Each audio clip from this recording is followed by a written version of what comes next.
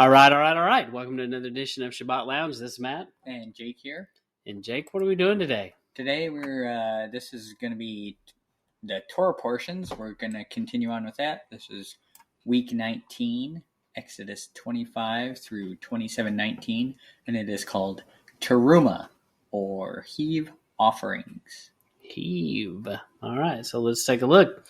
And as we go into week 19, apparently I've gone too far. So let me go. Oh, what is happening? All right, there, we're there. Okay. So the ark. So what ark are we talking about here? So maybe we need to talk about that. Yeah, so in this section, we go into a lot of building the tabernacle and the furniture for the tabernacle. So this is talking about the Ark of the Covenant. That's right. And so the ark is like our heart. And he wants us to be built from the inside out in this concept of out of the heart, the mouth speaks. Yeah, and it's kind of ties into the, you'll be held accountable for even, every word that comes out of your mouth, because that's what your heart's talking about, right? Mm-hmm. And so, which is kind of frightening. Yes, it is.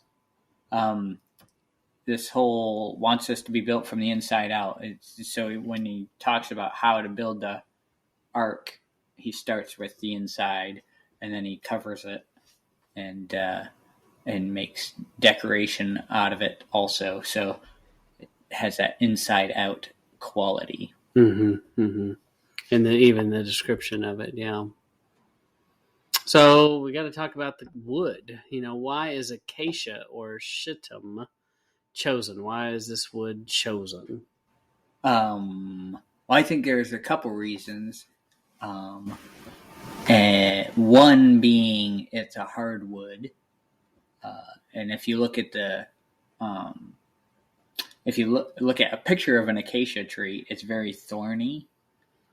And if you've listened to us in the past, you've heard us make the comparison of thorns being equated to sin, and it's this idea of that our hearts are hard and our hearts are sinful, and that's our innermost being. And then inside of this ark is going to be this hard, thorny wood, and I think that's why it's chosen. Yeah, and it's interesting because I've also heard people talk about this as cedar. Is a cedar wood, and cedar's soft and malleable and pliable, and I think we want to be more like the cedar wood, but in reality, we are more like this acacia wood, hard and thorny. Yeah, which are not good characteristics when Yahuwah wants to write his things on our heart. It's hard to write on hard, thorny things. Yeah. I've never tried it too much, but I could imagine it would be difficult. Probably. So, and we know it is. Yes. So we're built from the inside out. Our Father uses the physical to reflect the spiritual. Worry about the heart first. What do you think all that what does that mean? So, like we were talking about before, the ark, when he's talking about how to make it, he starts from the inside. He builds the inside first and then covers it. And just like us, he wants our inside to be sculpted first, because if that's right, then the physical will follow it. The outer will follow the inner. And doesn't it make sense with the scriptures? Man looks at the outside, and Yahuwah looks at the inside. Yeah. Looks at the inside of the heart. Right. And that goes along with a lot of people don't realize that in the Old Testament, it talks a lot about circumcision of the heart, and that being what he's most interested in. A lot of people think that's a New Testament, concept, but it always was what he was interested in. Yeah. Very good. So then you also see this concept of vellum. What is vellum? So vellum is soft, usually made out of an animal skin. It's soft and pliable. Our hearts should be like this. This is the goal. Right. Yeah, it starts off hard, and just like them in the wilderness, he talks about how hard-hearted they are. And then the idea is once you humble yourself or are humbled, you realize, maybe I should not be such a stiff-necked people, a hard-hearted person. Because this carving process is painful. Yes. Because he's going to carve on our hearts. And that's why I chose that image. He's going to help us cut out the bad stuff if we are willing to let him do it. We can also go, no, I don't want to do that. And he goes, okay, well, you don't want it, then we're not going to work on that. Right.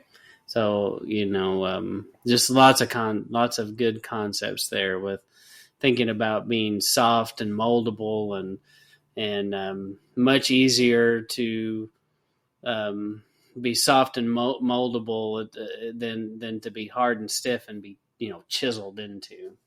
Right. That one seems to like it would be much more painful, maybe a harder lesson to learn. But moving on, it's not what goes into the mouth that makes you unclean, but the words that come out of your mouth.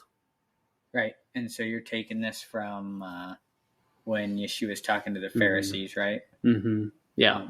Because out of your mouth, right, out of your heart, your mouth speaks, right? Yep.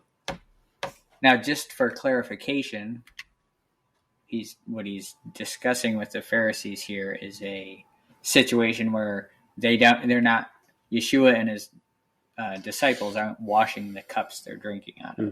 And they're like, or washing them the Pharisee way. Right. The procedural way. Right. Where you wash it, you go 3 times this way and 3 times, I don't know what it was, but it was something like that. There was a procedural method in the thing you were supposed to do. Right. Which was not according to Torah, that was according to their tradition. And so that's what he's talking against here. It's not talking about eating unclean food. No. For sure. That's a good point. So the tabernacle, the tabernacle is us. And so if you've never thought about that, think about it, because that's what it is. Yeah. Temporary, it's movable, and indwelling of the Spirit. Right. You see it all right here. And the gold inside the tabernacle can be Yahuwah or God, represented in Yeshua is the bread. He's the bread of life. He's the Word, and the Spirit is often equated with oil. Right.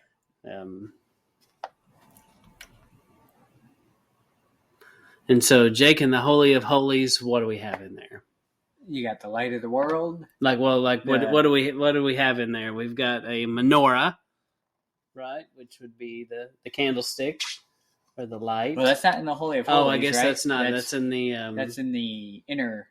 That's not the inner tent. That's the. Mm-hmm. When you first go in. Yeah. Right. So you have the menorah. That's the light of the world. That's. Then you have the bread of life that's in there. The fruit of the vine, which is the wine there. There's like a cup, right? Or something. And then you have the incense, which is, which is today it would be as our prayers going up to Him. Mm-hmm. It was then too, yeah. Fragrant aroma. Yeah. So you've got all this interacting with the temporary, fleshly covered structure that has a covering of purity. What's the covering of purity? So when you look at the ark, it's this hard, thorny wood, and it's covered in gold, right? Covered in pure gold. And that's when we get into the next few slides, I'll kind of talk to that, I guess. Yeah. So this wood, you've got your heart, the hardness of the heart, the flesh, this human interaction, and the temporary tense. I think we kind of said that twice, but it bears repeating. Mm-hmm. So then inside the mercy seat, we see this term kaparoth. And when you break down the Hebrew, there's another reference to this, but you have a kaf, pei, resh, tav. And so you read the Hebrew from the right to left, and I don't have the graphic up there, but the kaf is the hand that covers the open mouth. The pei is the open mouth. The resh is the head of a prince, and the cross is the sign or seal or the tav. So what does all that mean? Well, it means that there's a cover on the mouth of the prince of the cross, and he's not saying something. What's he not saying? I think it's obvious who the Prince of the Cross is, and what he isn't saying is he sees our sin, but he doesn't announce it to the Father. He covers our sin, and it's not like he doesn't go rat on us and stuff like that. It's just he's taking care of it, so there's no need to say it, kind of thing. Yeah, and like the gold that covers the hard heart, the hard wooden thing, and and that we just talked about, and the gold covers it. He covers it. Right. It's this covers the sin that you have written here. It's Yeshua's representative of the gold on the ark is representative of Yeshua covering our sins, so that when Yahweh looks at us, all he sees is the gold. He doesn't see the sin. Okay, in us. Great point. And what would in pure gold? What would he see? I think you're thinking silver. Well, I think see himself. Yes, maybe so. But right. I think in pure gold you can do it too. I'm not sure. Somebody see if that's right. But I'm pretty sure in pure gold, you can see a reflection in it too. But I don't know. I thought you could. Maybe not. I haven't had a lot of pure gold. You haven't had a bunch of polished pure gold. Have not had many opportunities. The size of your face. Yes. Yeah, that's a lot of gold. So we have another teaching on this. It's called the parable of the 10 virgins ties into gold. How do we produce olive oil? And so it's a 3 part thing. I don't even know. But we just went on and on. We just went on and on. So that's a link to it there, and we recommend checking it out. And this is where we got the Mercy Seat teaching. It's from Rock Island Books. If you've never looked at their things, that's a great resource, a great place to go. And they break down a lot of Hebrew words, piece by piece. Yeah, and here's that paleo with the hand over the mouth, the prince of the cross. Yeah, read from right to left. Right. So I think that about wraps up week 19, Exodus 25 through 27:19. Jake, you got anything else? No, just make sure you keep up on your readings and see if you see these concepts in there while you're reading through. Yeah. And every time we learn something we didn't know before, and we hope that's true for you. And bottom line is, we don't claim to be experts or know everything there is to know. We're far from that, but we do want to try to help point you to going back to the source. Don't take our word for it. Don't take anyone's word for it. And work out your own salvation with fear and trembling and examine these scriptures. Yes. So anything else, Jake? Nope. I think that covers it. All right. Well, that concludes week 19. And this is Matt and Jake signing off. Signing out.